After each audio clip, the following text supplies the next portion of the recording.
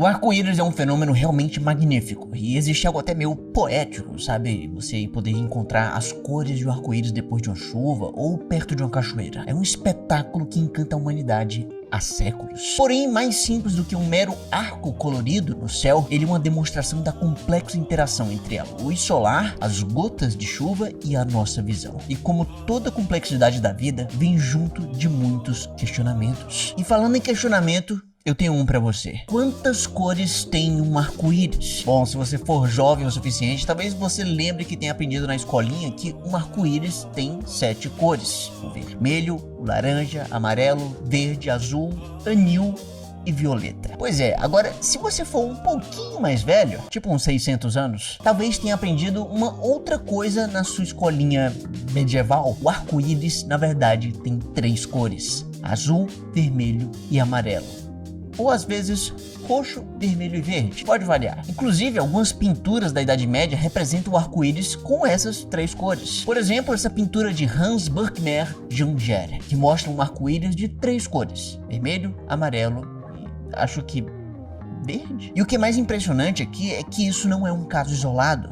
Não é tão difícil encontrar outras pinturas com um arco-íris assim, nesse padrão, tanto quanto diferente que estamos acostumados. E saindo um pouco da Europa medieval, é também possível encontrar arco-íris em outras quantidades de cores, como 4 cores, como é o que nós podemos ver nessa pintura persa do século XIII. Isso é estranho. Então a resposta de quantas cores tem um arco-íris parece depender de tanto do lugar do mundo que você está, quanto do seu período histórico.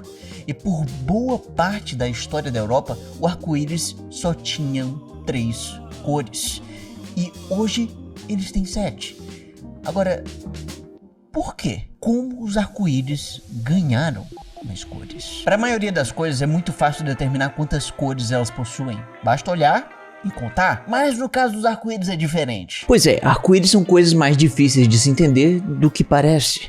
Diferentemente de programação, que com as aulas da Alura ficam bem fáceis de se entender. E caso você não saiba, a Alura muda vidas, ela transforma pessoas, ela te ajuda a atingir seus objetivos. E isso não é um exagero, mas como será que ela faz isso? A Alura é simplesmente a maior escola de tecnologia do Brasil e possui mais de 1.400 cursos em diversas áreas da tecnologia. Tem inclusive tanto curso que eles são organizados em formações. Tem informação sobre programação, inteligência artificial, UX design, inovação e gestão, entre outras coisas. Em cada formação você encontra diversos cursos diferentes para desenvolver habilidades específicas, como aprender a editar um vídeo num software específico que você quer aprender. Você pode também aprender uma linguagem de programação do zero ou talvez aprender a se comunicar melhor com seus colegas de trabalho. Tem muita coisa lá. E essas habilidades são como tijolinhos que você vai lá botando um por um até construir um conjunto de habilidades sólido. E essa solidez vai te ajudar a atingir o seu objetivo profissional. Ela tem cursos completamente atualizados que acompanham o ritmo das mudanças no meio da tecnologia. Agora, se você for um profissional que busca subir na carreira, ela possui uma enorme variedade de cursos que te ensinam a ser um profissional mais completo. Certo, mas agora vamos supor que você ainda está planejando entrar na área da tecnologia e não tem conhecimento nenhum. Bom, a Alura também é para você. A Alura tem cursos que pegam na sua mãozinha e podem te guiar do zero até o seu primeiro emprego. Então não é exagero quando eu digo isso. A Alura pode mudar a sua vida. Tudo de forma online e com uma comunidade de alunos que se ajudam durante essa bela jornada de conhecimento. E para te ajudar ainda mais nessa jornada, a Alura tá te dando 15% de desconto para quem se matricular usando o meu primeiro link aqui na descrição. Então não perca essa chance de mudar de vida com a Alura, que não tem nenhum curso sobre o número de cores de um arco-íris. Para entender como que o número de cores do arco-íris foi determinado pela primeira vez, precisamos então entender um pouco mais sobre o que é o arco-íris em si. Quando você pensa num arco-íris completaço, provavelmente você pensa num arco multicolorido, com 7 cores ou talvez até um gradiente de várias cores visíveis. As cores deste arco iriam então desde o azul para o vermelho, olhando de baixo para cima. Mas eu tenho que te dizer uma coisa: esse arco colorido não é o arco-íris completo. Ele é apenas um pedaço, o pedaço mais visível do arco-íris, que nós chamamos de arco primário. E assim, não me entenda mal, ver o arco primário já é uma coisa impressionante, já exige condições ambientais e de iluminação bem específicas. Agora, ver o arco-íris completo exige um pouco também de sorte. E agora vamos visualizar o arco completo. Na realidade, o arco-íris completo envolve dois arcos coloridos, um com cores indo do azul para o vermelho e outro afastado do primeiro, com as cores na ordem contrária. Um arco-íris completo, então, tem dois arcos coloridos. Além disso, tem um detalhe, porque a região que fica entre esses dois arcos é mais escura do que o resto do céu. Essa região é chamada de Banda Escura de Alexander, em homenagem ao filósofo grego Alexander de Afrodisías, que descreveu o fenômeno na Grécia Antiga. E eu diria mais, em condições ainda mais ideais, existe mais uma característica do arco-íris que pode ser vista: uma série de arcos rosas e verdes debaixo das cores azuis do arco-íris. Esses arcos são chamados de arcos supernumerários. Então, um arco-íris completo mesmo, é muito mais do que simplesmente o seu arco primário, a qual nós atribuímos essas 7 cores. E por mais que esses detalhes adicionais não ajudem a gente a descobrir quantas cores o arco-íris tem de fato, ainda assim foi algo importante. Afinal de contas, explicar esse fenômeno ajudou muito a humanidade a aprender muito sobre a luz, a óptica e a própria formação de um arco-íris. Uma das primeiras tentativas registradas de explicar o arco-íris vem lá do filósofo grego Aristóteles. Em seu livro Meteorologia, Aristóteles notou algumas coisas corretas sobre o arco-íris. Olha só isso. Primeiro de tudo, eles sempre são arcos. Não me diga! Parece óbvio isso, mas quer dizer que eles nunca formam um círculo completo, somente um arco. E além disso, Aristóteles também deduziu corretamente que a formação de arco-íris tinha uma relação com a forma como a luz interagia com as gotículas de água no ar da atmosfera. Pô, muito inteligente Aristóteles, hein? O Aristóteles conseguiu pegar muita coisa certa, mas o filósofo também atribuiu ao arco-íris algum tipo de reflexão estranha da luz do sol. O que estava errado? Aquela coisa, né? Os gregos antigos nem sempre acertavam. Fazer o quê, né? Certo, mas o mais importante para a história das cores foi que Aristóteles disse que o arco-íris é formado de 3 cores principais e suas misturas. As cores principais, segundo Aristóteles, eram vermelho, verde e roxo. E aí note bem um negócio. Aristóteles não disse que o arco-íris tinha precisamente 3 cores, mas que ele tinha principalmente 3 cores. Ou seja, era uma coisa que poderia variar um pouco. Só que acontece que durante grande parte da história, Aristóteles foi uma das maiores influências dos pensadores. O que significa que os pintores e as outras figuras da Idade Média estavam cientes de que Aristóteles falou que o arco-íris tinha 3 cores. Ou algo assim. E aí ficou as 3 cores. Ou seja, a partir daí, essa gente toda passou a representar o arco-íris como tendo apenas 3 cores, porque lá o bonitão do Aristóteles disse que o arco-íris tinha 3 cores. E quem é você para discordar do Aristóteles? O cara falou, tá falado. Pois é, então foi assim que Aristóteles trouxe a origem do arco-íris de 3 cores das pinturas da Idade Média. O maluco manjava de tudo, de biologia, de astronomia, de filosofia e arco-íris. Essa foi a origem artística das 3 cores do arco-íris. Porém, ela não conta a história completa. Agora nós precisamos seguir não a história da arte do arco-íris, mas sim a história da ciência do arco-íris. O próximo avanço no estudo do arco-íris vem de Roger Bacon, um pesquisador do século XIII. E Roger Bacon determinou que o arco primário do arco-íris sempre faz um ângulo de aproximadamente 42 graus com seu observador, e o arco secundário faz um ângulo de 50 graus. Ou seja, os arco-íris são visíveis somente em posições específicas, o que já era entendido, mas Roger acabou botando valores nesse entendimento. Outro avanço veio com o monge Theodoric, em 1304. O monge deduziu corretamente que uma única gota de água na atmosfera seria capaz de criar as cores do arco-íris. O cara estava certo. Então, como consequência, se a gente aprender como que a luz se comporta ao agir em uma única gota de água, então seria possível entender o arco-íris inteiro. E essa noção foi bem importante. Beleza, agora sabemos disso, mas vamos dar agora um salto temporal de 300 anos. Aí vamos chegar no filósofo Descartes, que usou o trabalho de Theodoric junto com um entendimento avançado da ótica para reviver o estudo do arco-íris. E segundo Descartes, o arco-íris poderia ser explicado através de dois fenômenos ópticos que acontecem quando um raio de luz acerta uma gota de água. Nós estamos falando da reflexão e da refração. A reflexão é um fenômeno relativamente bem conhecido. Durante a reflexão, a luz acerta um objeto e é jogada de volta, refletida. O seu espelho, então, reflete a sua imagem. E, basicamente, todo objeto reflete luz. Ao olhar para um objeto, o que você está vendo é nada mais do que a luz que ele refletiu chegando até os seus olhos. Os espelhos apenas acontecem de ser especialmente bons em refletir coisas. Eles não têm nada de tão especial. Desculpa, espelhos. Certo, essa é a reflexão, mas e a refração? Bom, a refração acontece quando um raio de luz atravessa de um meio para outro. Por exemplo, imagine um raio que passa do ar para a água, ou do ar para o vidro, ou talvez da água para o ar. É justamente essa mudança de meios que causa a alteração no caminho da luz. Quando isso acontece, a trajetória do raio de luz é desviada de acordo com as propriedades materiais dos meios em que a luz está atravessando. Então, dependendo dos meios envolvidos nessa travessia,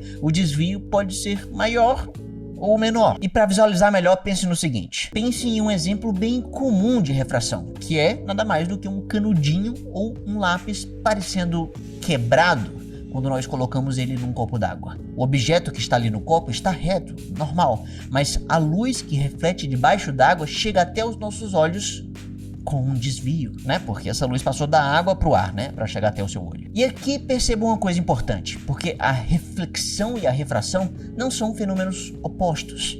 Na real, elas acontecem frequentemente juntas. Em geral, quando um raio de luz passa de um meio para outro, parte da luz é refletida e parte é refratada. As duas coisas ao mesmo tempo. Certo, então combinando o que nós sabemos até aqui, é possível dar uma explicação para a posição dos arcos primários e secundários de arco-íris e também para a banda escura de Alexander. E a explicação é a seguinte. Um feixe de luz atinge uma gota de água esférica. Parte da luz então é imediatamente refletida, porém outra parte da luz entra na gota de água, sofrendo assim refração, tendo a sua trajetória desviada ao entrar dentro da gota d'água. A luz então atravessa a gota saindo pelo outro lado, e nessa hora parte da luz escapa para a atmosfera e a outra parte é refletida pela gota, assim continuando dentro d'água. E esses raios de luz que sofreram só uma reflexão dentro da gota são justamente os responsáveis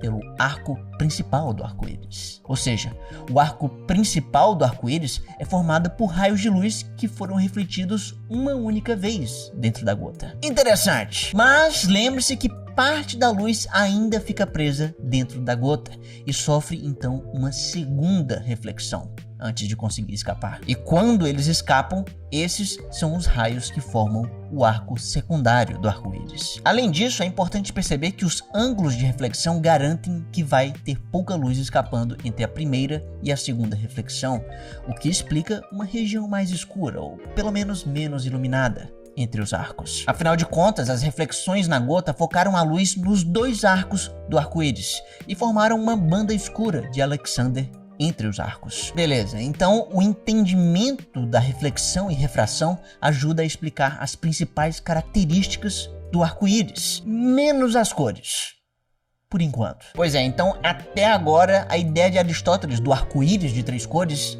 ainda se mantinha e continuava sem explicação. Porque, de novo, né, é aquela coisa, né, ninguém era doido o suficiente para dizer que Aristóteles estava errado. Até que um dia esse doido surgiu. Pois é, e esse doido foi nada mais, nada menos do que Sir Isaac Newton, que disse que Aristóteles estava errado sobre o número de cores do arco-íris. E ainda por cima explicou as cores do arco-íris no processo. A grande sacada do Isaac Newton foi entender que a luz que nós percebemos como luz branca do Sol é na verdade uma composição de outras cores. A luz branca nada mais é do que uma combinação de luz colorida, de todas as cores. E Newton provou isso usando prismas para decompor a luz branca nas cores do arco-íris, que você provavelmente já conhece como a capa icônica do álbum do Pink Floyd. E aqui é bom deixar claro que Newton não foi a primeira pessoa a fazer isso, mas ele foi a primeira a entender o que isso significava de fato. Antes de Newton, a galera pensava que o prisma mudava a cor da luz branca, mas foi Newton que entendeu que a luz branca na verdade não é uma luz pura. Na verdade, a luz branca é a combinação das cores do arco-íris. E você pode combinar as cores do arco-íris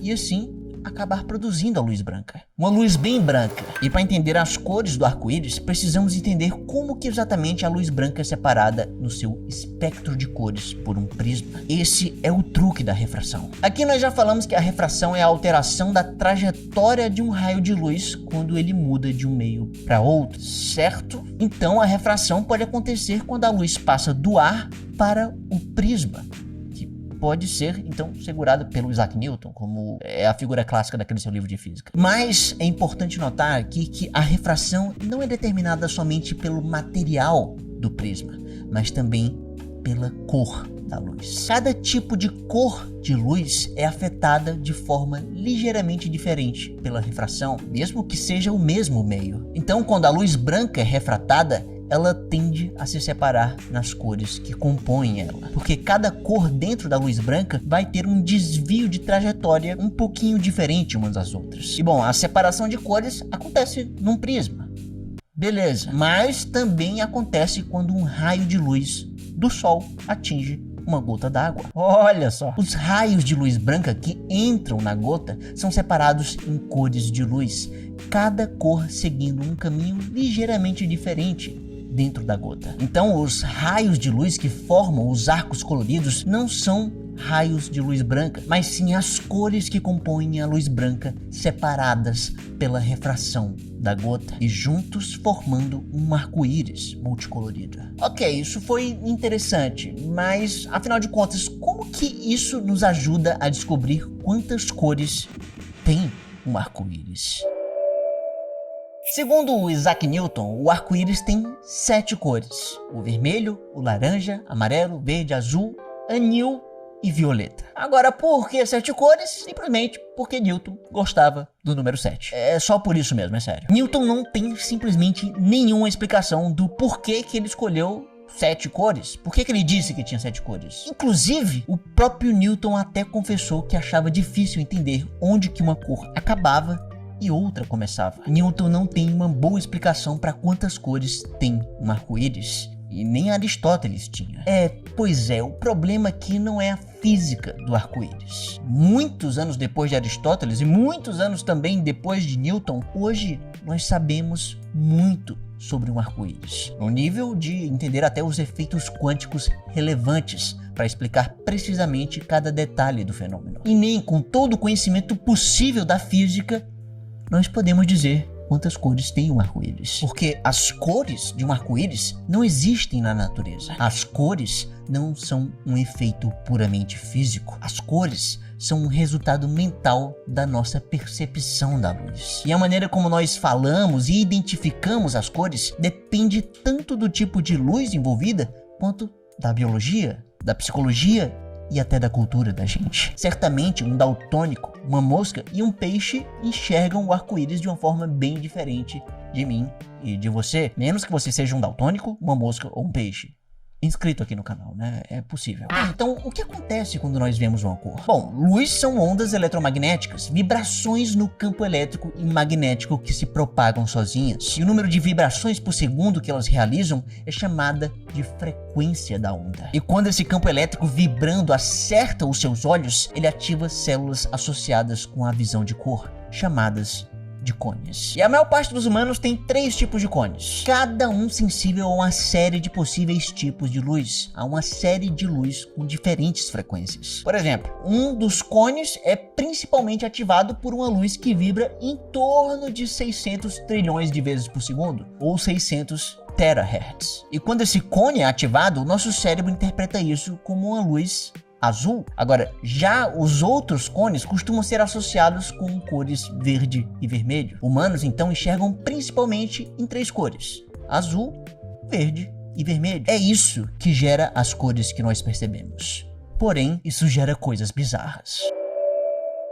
Quando 2 ou mais cones são ativados, o cérebro combina os sinais para produzir uma percepção de outras cores. Os cones do verde e do vermelho juntos, então, formam o amarelo na nossa mente. E é aqui que a coisa fica estranha. Porque, veja bem, o amarelo então seria tanto a luz que vibra com 520 terahertz de frequência, que seria o amarelo puro, quanto pode ser também a combinação de uma luz vermelha e verde, com 450 e 550 terahertz de frequência. Essas duas coisas não são iguais, apenas na nossa mente. Tanto a luz amarela pura quanto a combinação de verde e vermelho pode acabar resultando no nosso cérebro vendo o amarelo. Ou seja, existem dois sinais físicos diferentes que o nosso cérebro interpreta da mesma forma. Dois efeitos físicos diferentes resultando na mesma experiência psicológica. Isso é doideira. Ou seja, o amarelo que você vê só existe na sua cabeça e você só pensa nessa cor que você enxerga como amarelo porque a sua cultura te ensinou a chamar isso de amarelo. Inclusive, talvez o meu amarelo não seja exatamente como o seu amarelo, o que é outra coisa muito doida. A experiência de ver uma cor é extremamente pessoal. É como se as pessoas pudessem perceber cores de uma maneira que varia muito intensamente entre indivíduos e culturas. Então você pode ver 3, 7 ou 4 cores no arco-íris, porque a sua cultura te ensinou que o arco-íris tem esse número de cores. E não porque a física do arco-íris determina precisamente quantas cores ele tem. Essa é a diferença. O que a física, na verdade, descreve é apenas a luz do Sol sendo espalhada em inúmeros tipos de luz diferentes, incluindo a luz que nem é visível ao olho humano, como o infravermelho e o ultravioleta. O arco-íris, então, como um fenômeno físico, não se importa com a nossa contagem de cores. Ele apenas existe. O arco-íris físico, então, é o espalhamento da luz do Sol no espectro de frequências que formam ele. Nesse sentido, o arco-íris tem uma infinidade incontável de cores, porque existem basicamente infinitas frequências diferentes espalhadas num arco-íris. Então, as cores do arco-íris são todas, e elas estão todas misturadas um pouco, uma transicionando aos poucos para a outra. O arco-íris que percebemos é um mero recorte de cores visíveis e identificáveis que o nosso cérebro atribui a esse complicado sinal de ondas eletromagnéticas. O arco-íris físico é bem mais do que você consegue enxergar com seus olhos, e a sua visão do arco-íris nunca vai ser o arco-íris inteiro. Decidir quantas cores um arco-íris tem é muito mais um exercício cultural do que científico. Aristóteles atribuiu 3 cores ao arco-íris porque ele estava limitado à sua cultura. Ele estava se baseando nas cores que os pintores gregos não conseguiam criar com combinações e precisavam extrair diretamente da natureza. Agora, já Newton atribuiu 7 cores ao arco-íris porque ele gostava do número 7. Nesse sentido, a quantidade de cores do arco-íris nada mais é do que um construto social, um espelho cultural, uma mera convenção arbitrária que um número grande o suficiente de pessoas concordou. Certo, então você pode ficar se perguntando quantas cores afinal tem um arco-íris? Simples, eles têm 3 e 7 também, e basicamente quantas você quiser.